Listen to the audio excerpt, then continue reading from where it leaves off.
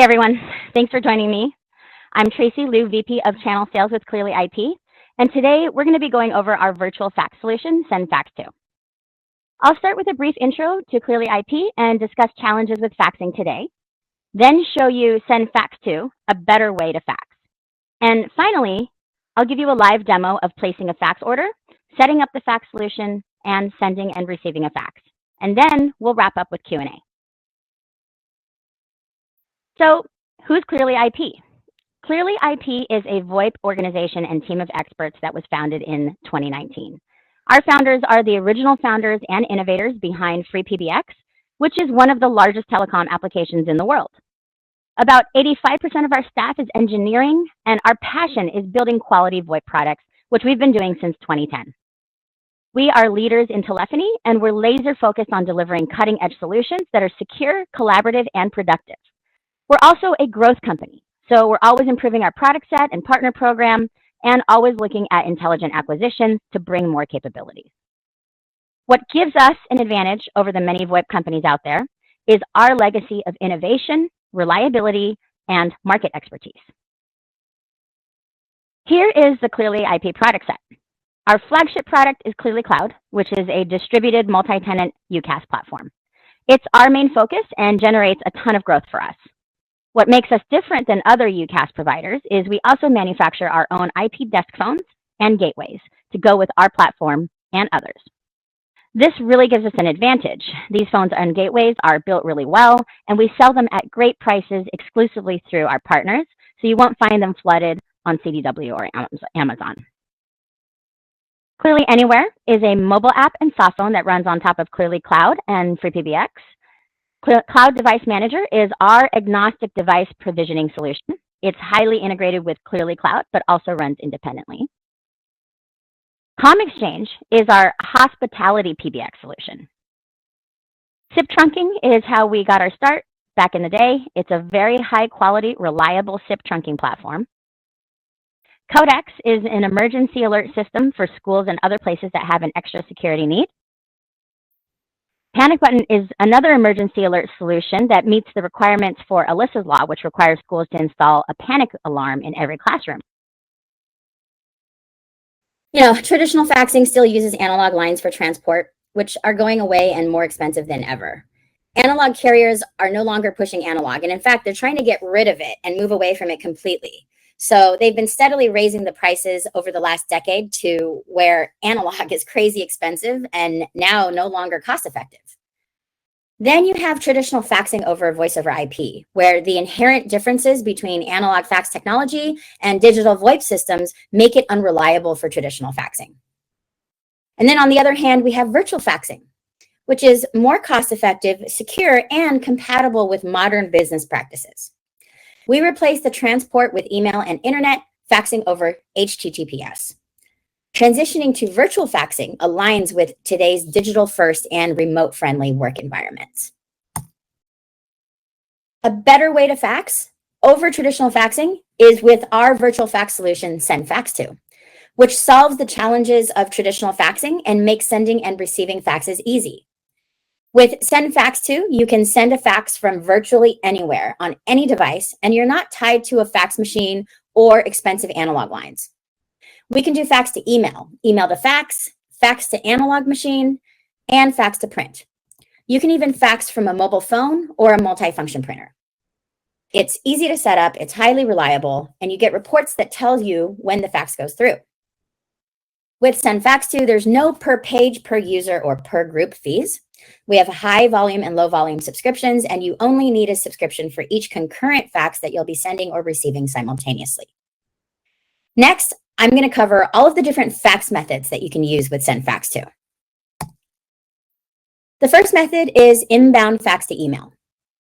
With SendFax.to, you can receive inbound faxes to an individual email account or to an email distribution group. You start with a phone number in our trunking cloud, and you route that phone number to one or two email addresses.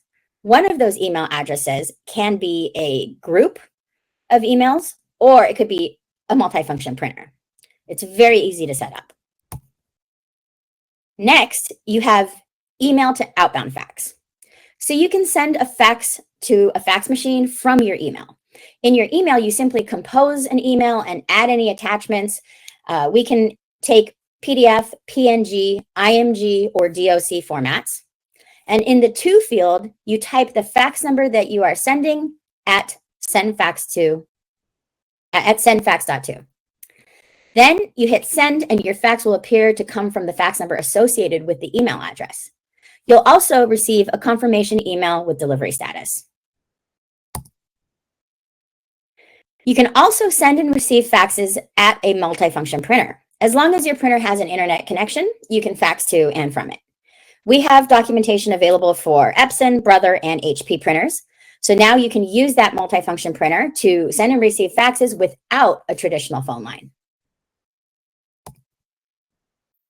You can also use your mobile phone to send a fax. Just take a picture of the document. If needed, convert the picture to PNG or JPEG. This is only needed if you're using an iPhone that saves pictures in HEIC format. Once you take a picture, you attach it to the email and then type the fax number at SendFax.to and hit send and you're done. For customers that want to keep their fax machines, this is our SendFax.to device.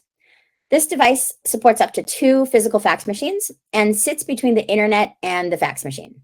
It converts that document over HTTPS for a reliable and secure connection over the internet. So you can enjoy benefits of both worlds with virtual and physical faxing.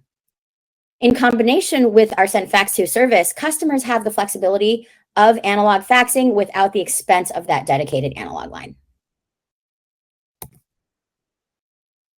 And for customers that are using their own fax servers, you can use our RESTful API to pull faxes into those servers.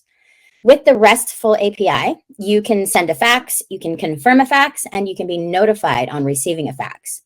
You can also embed the ability to send a fax from a web page. Instead of using email to deliver the fax, it uses the web page. At the bottom here, we have documentation and a link to our RESTful API. And finally, let's talk about HIPAA compliance. This is a common question that we get. Yes, SendFax.to is compatible with HIPAA requirements, and we can enable encryption and password protection settings. Encryption happens at the PDF level, the email transport level, and the SendFax.to device level. However, HIPAA is a big umbrella, and while our secure transport fits into that umbrella, this is only one component of your HIPAA compliance processes. Just like if you had a physical fax machine, you would need to make sure that it's in a secure area where not just anybody has access to it. With SendFax.to, you have to make sure that you're meeting HIPAA compliance requirements within your facility and email administration. We also have a standard business associate agreement that we can send and sign off on if needed. Okay, so now I'm going to show you how to place an order for SendFax.to, set up the fax solution, and demonstrate sending and receiving a fax. So the first place I start is in our trunking store. I'm actually going to show you, so what I'm going to do is I'm going to log in to an end user account right here that I'm impersonating. So I'm going to log in.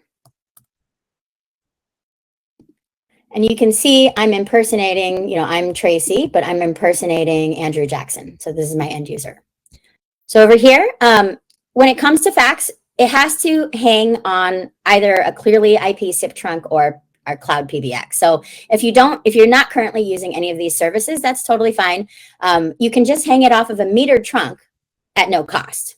So what I'm going to do is I'm going to create a metered SIP trunk location right now. So I went to products and services, new location, and we're going to choose SIP trunk.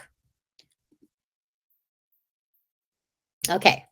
So now we're going to choose a metered call path. So we're just going to pay per minute. So if we don't make any phone calls, it's not going to charge us anything. And we're just going to have one path, and we're going to lower it down to $1 for the monthly service limit. And we're going to make this month to month and next. So you can see there's no charges for this metered path. So I'm going to call this location fax demo and today's date.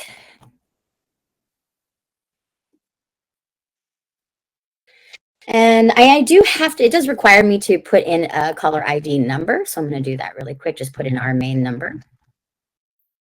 And this location helps us determine the taxes. And we'll hit next. Now I'm going to choose 2 phone numbers, 2 DIDs. You don't need to have 2 DIDs, just one really is required, but I'm choosing 2 so that I have a number to fax from and a number to fax to. So I'm in San Diego. I'm just going to start typing in San Diego, and looks like I can choose a number here. Okay, so I'm just going to pick any 2 random numbers for now, and I just want to make sure that the number has fax support. So it has to have this little green icon right here that says that it supports fax. These 2 numbers do, so I'm going to choose them and hit next. You can see for end users, our DIDs are $1 each. Now, we don't have to add emergency services right now, but you might want to do that in case somebody does, dial 911. You can add emergency services here. And we're going to skip the add-on items, and this particular account has terms. So we're going to select that as payment instead of the credit card. All right, so now I'm going to just agree to terms of service. And because I'm impersonating as a staff member, I can just make the service free so I don't have to deal with it later. And we're not going to send any purchase emails. Okay, and we're going to submit.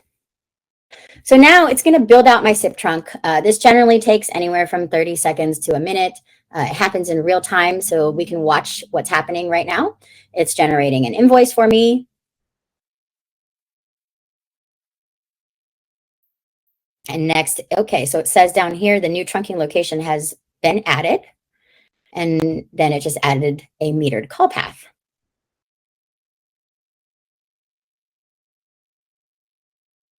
And it added the DIDs that I selected, and now it's done. Okay, so now I'm going to close it. And now it is showing that we have a new location right here. So see, this is faxing. We've not enabled faxing because this location is brand new. So I'm going to log into the location, and we're just going to add a fax service. So under fax services here, I'm going to hit the pen here to edit. And we're going to change this to a high volume or a low volume subscription type. So we do have, if you're not sure what these are, you can always use our help tools. This is showing that high volume gives you 2,000 minutes of faxing, which equates to about 3,000 to 3,500 pages of faxing per month, and that's $24.99. Or we have low volume, which is 300 minutes, which is about 400 to 450 pages of faxing at $9.99. So I'm just going to select a low volume path and just one, and we're going to check out.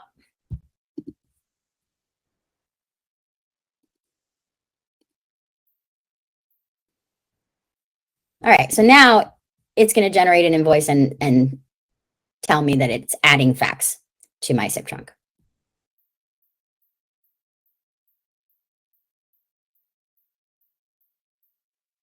Okay, we're done.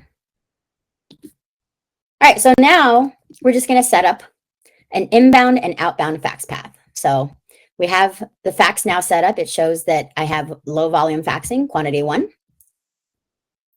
And we're going to go down here to our fax inbound group. So we're going to set up a fax inbound group, a new one, and we're going to call it admin fax team. So this is the team authorized to receive faxes.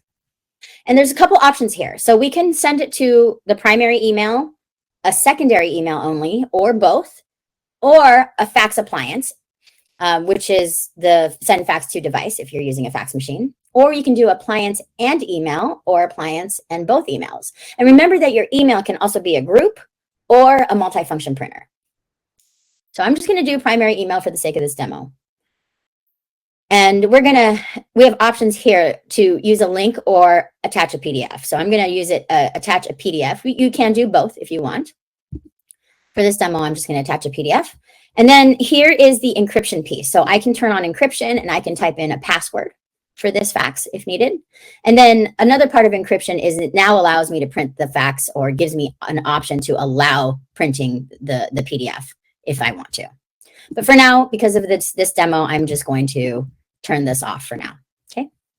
And we're going to use ClearlyIP@gmail. This is an email that I set up for this faxing demo. And save. I'm going to save again. All right, now we're going to create an outbound fax group.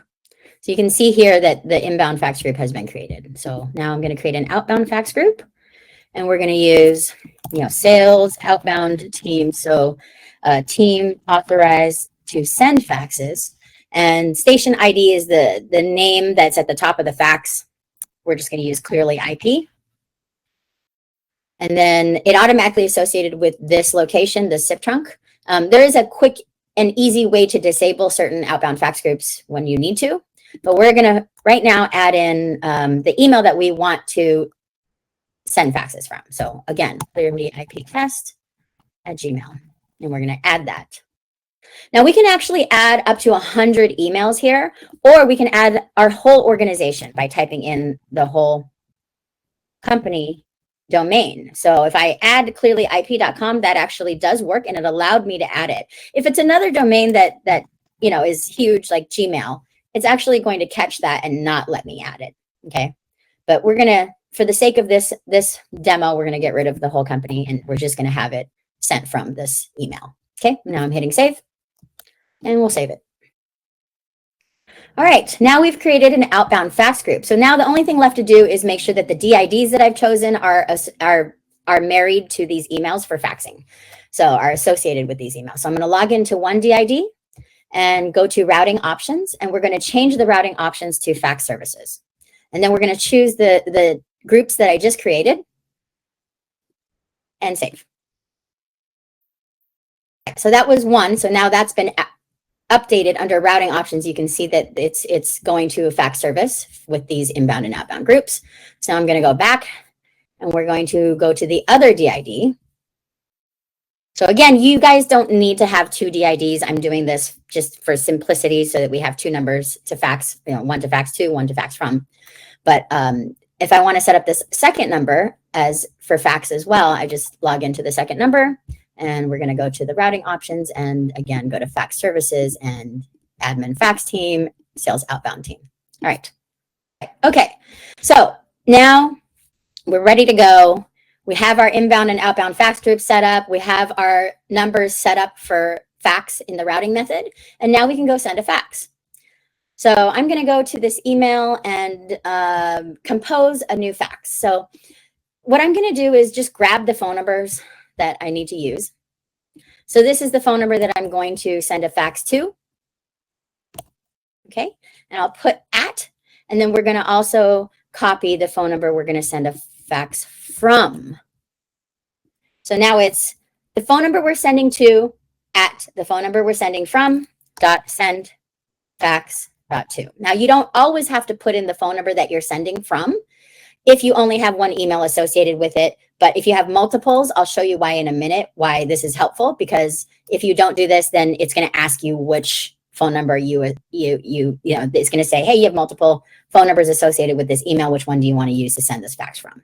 So we're just going to do it this way for now to show you what that looks like. This is the cleaner way of doing it. I'm going to just put test fax. Now, when you send a fax from email, your cover letter is actually the body of your email here. So your email is your cover letter. Okay. And then we're going to attach a picture of Sippy fishing. So Sippy is our mascot for ClearlyIP. This is what the picture looks like. It's in full color. Okay. So we have this picture, and we're going to hit send. Okay. So it's going to take, a minute for the fax to send and receive. While we're doing that, I'm going to go back to trunking and just show you, if you did have a fax device you wanted to set up, you could order it here. Okay, so if you have fax machines you want to use, you can add a new fax device, and it's going to take you through the ordering process for adding a new fax device. And first, it's going to ask you, what do you want the fax device to be named? Fax machine sales and marketing. Okay. And then email notifications, it would be something like ClearlyIP test at Gmail. And then if nobody dials the area code, it's going to prepend. So what do you want the area code to be? We're using, random area code here. And then we can also tell it what number you want to be port 1 and what number you want port 2 to be. So this is a way to set that. These are numbers that we just selected. Okay, so that's one way of doing that. Let me go back and see if my faxes came in. Okay, so I did get one email letting me know that the fax was successfully sent. So it's saying the fax you sent to this number has been completed with the following result. 2 pages were sent. One is a cover letter and the other one is the actual fax. And it took 36 seconds. Then I'm going to go back and this is actually the fax that I received. So I've received a fax now and it says, hi, you've received a fax. And the fax is the attachment. So if I open the attachment, it's going to show me 2 pages. One is my cover letter, and it does show this station is ClearlyIP, which is what I put in my setup of my outbound faxing. And then if I scroll down, here is my actual fax. Now, you remember the picture of Sippy was in color, but fax is black and white, right? So it sent me the fax in black and white, as it should have. So now we've completed it. Now, if you did send a fax and you did not put the number that you're sending from, it's very possible that you would get an email that looks like this. It just says, we can't send your fax yet. We need to know what the source caller ID is. And then if you click on this link, you can update the source number. So if I click on the link, it's actually going to go here and say, okay, which one of these phone numbers did you want to use to send the fax? And then once we pick it, we can send it. Another thing I'm going to show you is we have CDRs in trunking. So if I go to my account, I can go to view CDRs, and then I have fax CDRs here at the top. So this is actually showing me all of the faxes that I've successfully completed today. And the state, so it was completed. And if it didn't complete, I would be able to see that here. And I would also get an email telling me that it did not complete. So just to wrap up, I'm going to just go over the pricing one more time. For fax, we have low volume and high volume fax paths. The low volume is $9.99 MSRP and includes 300 minutes or about 400 to 450 pages of faxing a month. And then we have our high volume, which is $24.99. And that's 2,000 minutes or about 3,000 to 3,500 pages a month. And then our SendFax.to device is $250 MSRP. All right, so that wraps up my webinar and live demo. I'm going to open it up now for questions. Let's see, I'm going to go over to the Q&A and see if we have any questions. Okay, let me know if you guys have any questions, and I greatly apologize again for the sound technical difficulties earlier. Any questions? Are there any new API calls coming?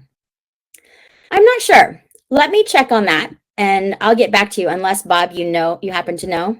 I do not know. It would be interesting if you want to send us an email on what additional functionality you'd like to see. That would be interesting to us as well, but we can check and get back to you on that. Thanks, Bob. Benjamin, I see that you raised your hand. I don't think I can unmute you, but do you want to type your question into the Q&A? And then another question we have, oh, for example, delete request. Okay, sorry, that was the same question. All right. How does the security work? If I need to fax personal information to an insurance company, how would that work? So yeah, I don't know if you recall, but there's encryption. And I could go and turn on encryption and set a password protection. So that's how you would set password protection. Yep. And make sure that. And on the outbound side, you could easily put that into an encrypted document even just before you send the email as well.